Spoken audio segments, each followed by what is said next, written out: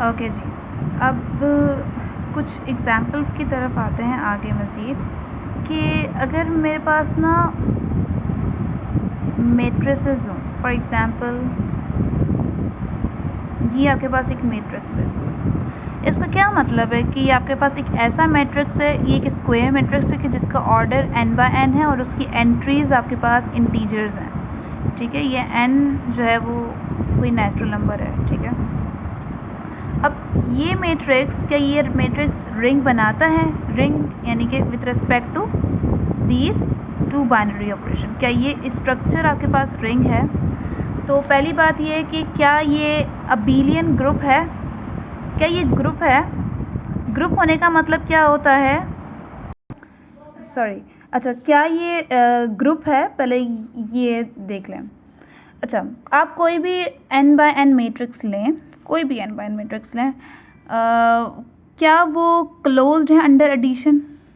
यानी क्या ये स्ट्रक्चर अंडर एडिशन क्लोज्ड है? हाँ, ये क्लोज्ड है कि आप कोई भी दो मैट्रिक्स को ऐड करें जिसकी एंट्रीज इंटीजर्स हों तो उसकी करस्पॉन्डिंग एंट्रीज आपस में ऐड होती हैं, और वो करस्पॉन्डिंग एंट्रीज अगर इंटीजर, तो इंटीजर्स के बारे में हमने ये देखा है कि भाई वो क्लोज्ड होते हैं। उसके बारे में हमने एसोसिएटिविटी भी हमने देखी है।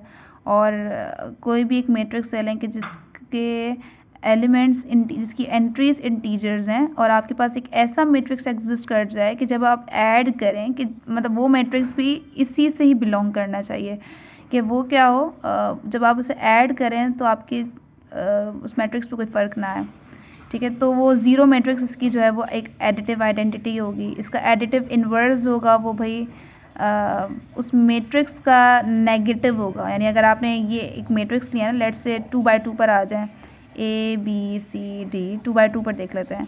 इसके लिए आपके पास भाई क्या एग्जिस्ट करता है? इसके लिए आपके पास इसका नेगेटिव एग्जिस्ट करता है कि जो आपके पास -a -b -c -d के ये एग्जिस्ट करता है और ये इंटीजर से ही आ रहा है। -a आपके पास इंटीजर होगा, -b भी इंटीजर होगा, ये भी इंटीजर, ये भी इंटीजर्स, क्योंकि ABCD are coming from integers. इनको ऐड करेंगे, you will get zero matrix here. तो ये तो भाई आपके पास बात है कि ये ग्रुप तो बना रहा है। और ये अबेलियन भी ये है कि अगर आप कोई भी दो एलिमेंट्स लें, वो कम्यूट करते हैं ना आपस में इंटीजर्स के, तो ये बनाती है एक अबेलियन ग्रुप। ये एसोसिएटिव भी है कि अगर आप किसी भी मैट्रिक्स को ऐसे मल्टीप्लाई, नहीं कि आप कोई मैट्रिक्स A ले लें n/n और आप ऐसे मल्टीप्लाई करवाएं, या फिर AB पहले मल्टीप्लाई करवाएं देन C करवाएं, तो बात एक है। इस और similarly left distributive law, right distributive laws भी वो होल्ड करते हैं। तो ये रिंग तो बनाती हैं। क्या ये ring with ring with identity है कि आप कोई भी एक मैट्रिक्स ले लें n/n, ठीक है, कि जिसकी एंट्रीज जो हों वो आपके पास क्या होंगी? इंटीजर्स होंगी, और AIJ n/n, ठीक है, ये एंट्रीज इंटीजर्स होंगी। अब इसके लिए आपके पास एक ऐसा मैट्रिक्स एग्जिस्ट करता है कि जब मल्टीप्लाई करवाने के बाद आपको क्या मिल जाए, हाँ, मल्टीप्लाई करवाने के बाद A ही मिले। यानी वो कौन सा मैट्रिक्स है जो एग्जिस्ट करता है कि आपके पास A ही मिले, तो वो क्या होगा? वो आपके पास एक आइडेंटिटी मैट्रिक्स होता है, ठीक है, आइडेंटिटी मैट्रिक्स। तो ये रिंग विद आइडेंटिटी है। क्या ये रिंग विद क्या ये कम्यूटेटिव रिंग है? आपने ये देखा हो कि भाई आप कोई भी दो मैट्रिक्स को AB ऐसे मल्टीप्लिकेशन करवाएं या ऐसे मल्टीप्लाई करवाएं BA, तो ये होल्ड नहीं करता। तो ये एक ऐसी एग्जांपल है, मैट्रिसेस जो हैं वो कम्यूटेटिव रिंग तो हैं, लेकिन ये रिंग विद आइडेंटिटी नहीं है।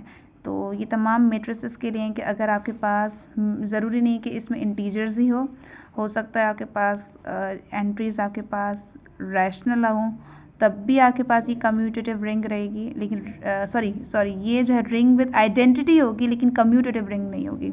और इसी तरीके से ये मैट्रिक्स के जिसकी एंट्रीज कॉम्प्लेक्स नंबर्स हों, तब भी ये रिंग भी बनाएगी और रिंग विद आइडेंटिटी भी होगी, लेकिन ये कम्यूटेटिव रिंग नहीं होगी। सही है।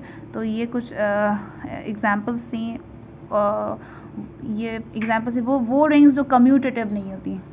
ये वो एग्जांपल्स हैं, वो रिंग्स जो कम्यूटेटिव नहीं होती। हाँ, वो रिंग विद आइडेंटिटी ज़रूर होती हैं। तो इसका मतलब क्या हुआ कि आप इसी तरीके से आप रियल पे भी चेक कर सकते हैं। ये जो अगर आपके पास रियल नंबर्स एंट्रीज़ हैं तो तब भी ये जो है आपके पास ये कम्यूटेटिव रिंग नहीं होगी। हाँ, ये रिंग विद आइडेंटिटी ज़रूर होगी।